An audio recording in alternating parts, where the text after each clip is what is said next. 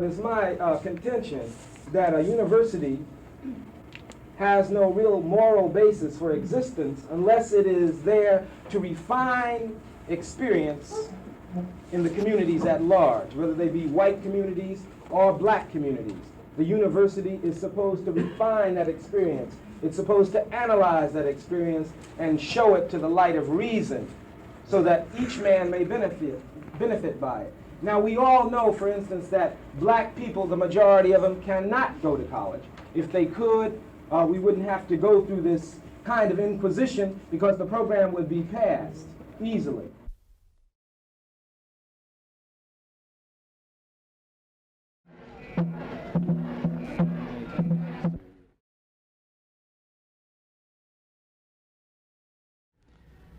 We've just closed the campus, as you're aware, and have about completed urging people to get off the campus, and the purpose in closing it was to protect the safety of the people on the campus from a variety of widespread activities that were frightening people and disrupting classes and instruction. We got word enough from the various deans and our campus police shortly after 1 o'clock that what we thought was to have been a peaceful strike had developed into patterns of widespread disruption, and we had enough evidence, we thought, to call the police on campus. We're in the process right now of trying to organize the information about the individuals involved and about the extent of the problem on the campus. And we didn't want to keep you waiting the rest of the afternoon. And so we'll continue to work in trying to determine what steps are necessary for tomorrow. End campus racism! End campus racism!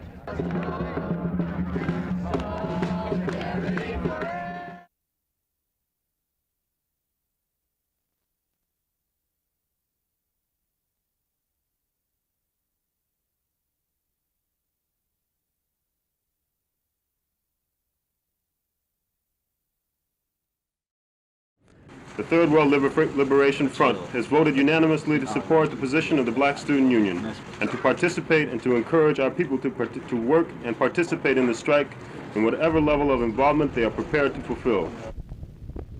For the first time, for as long as I can remember, we have third world people together. And they're saying that we are going to stand together, do our thing. Yeah.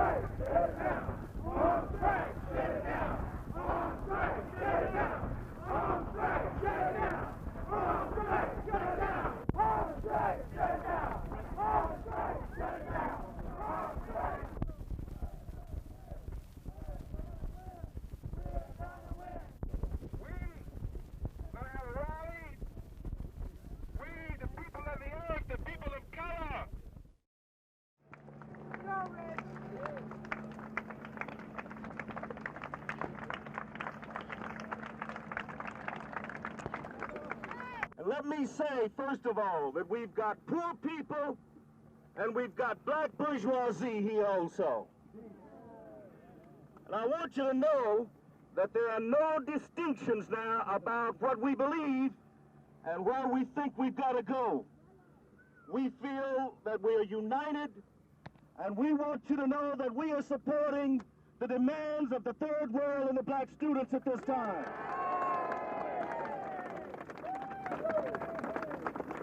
Demand number one that police be immediately withdrawn from this campus.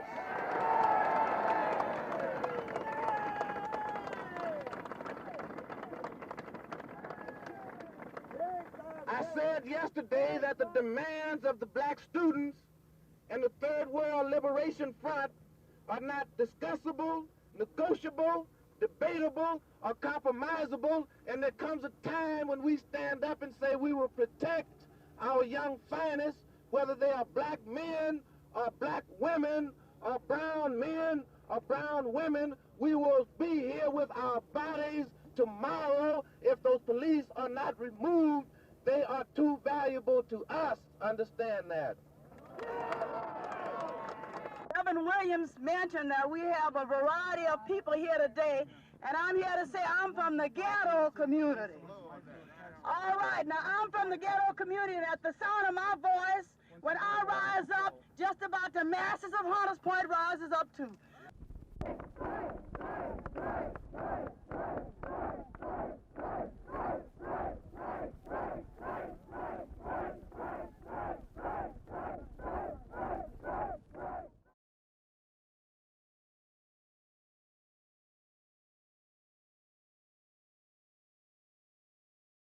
For half of a century, black people have systematically and programmatically been miseducated by the most political institution in this country, the institution of education. It logically follows that miseducation warrants re-education, and re-education demands that we address ourselves to the political structure and the politics of this country. Dr. Hare, can you explain your presence on the panel since, according to President Hayakawa, you're not a well, apparently it is the wishes, it is the feeling on the part of blacks that I should be here, and this is why I'm here, because I have been drafted by the blacks to this place. Can you conduct classes that you think would be in the interest of the students? We can do that. We can do whatever is necessary. We can do what is necessary to save the Black Studies Department. Where Black Studies was born at State College, see? This is where Black Studies was born, and Black Studies can die here.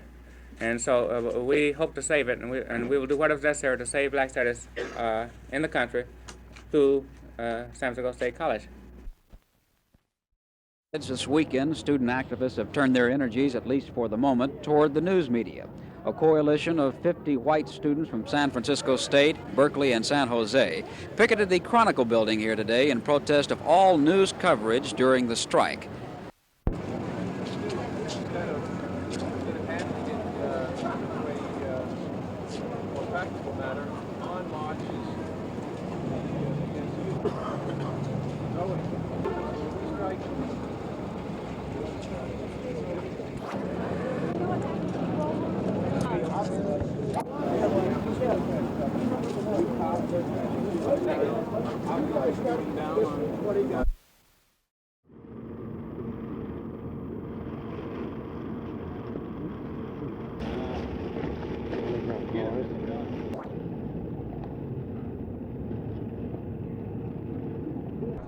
This statement from Third World Liberation Front.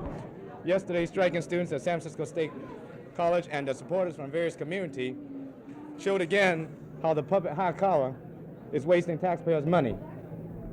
There was over 1,000 police, dogs, horses, paddy wagon, and preparation were made all night to clear the third floor of this building for ready for us for San Bruno prison. The slave master has set the traps, and the slave refused to be trapped. We will fight the oppressor on our terms, not theirs. San Francisco State College Strike Committee be at the Standard Oil Refinery at 6:30 a.m. Monday morning, ready to fight the oppressors.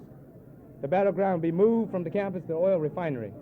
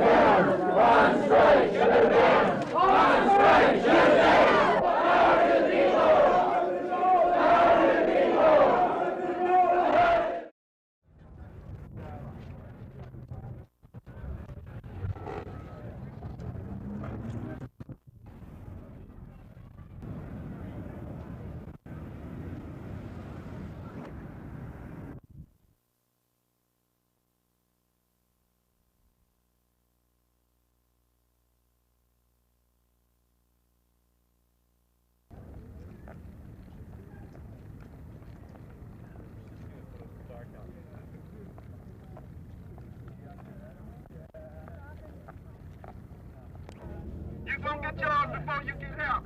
Forward to the people! Forward to the people! So don't run.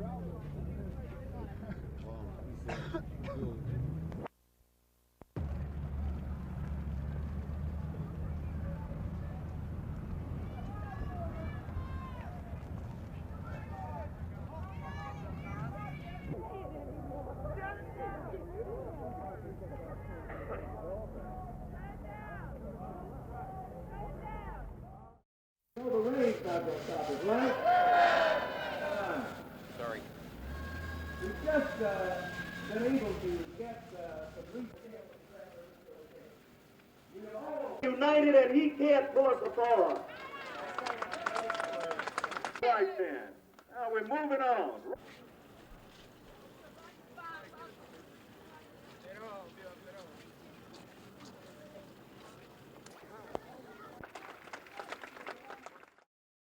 Strike rally on February the 2nd at the San Francisco Labor Temple.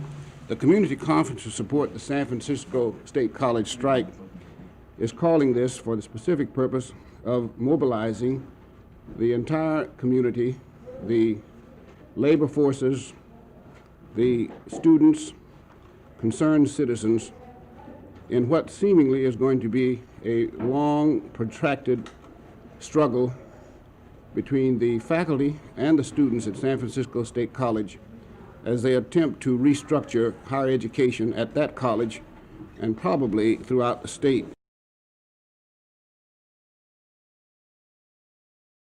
Committee for an Academic Environment out of San Francisco State, and we're out here to try and get public support for Dr. Hayakawa as far as keeping the campus open and allowing us to continue to go to school.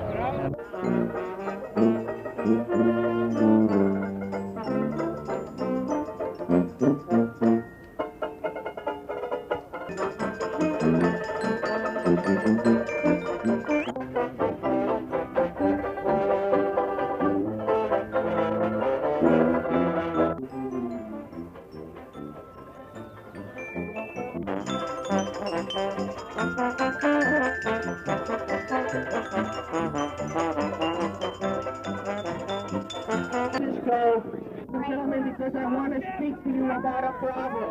He thinks it's going to be, and then he's going to tell you what it's going to be, and then there's going to be no further discussion. It is certainly more here. We got it on the campus, brother! We got it on the campus! If you let me speak! I think you need...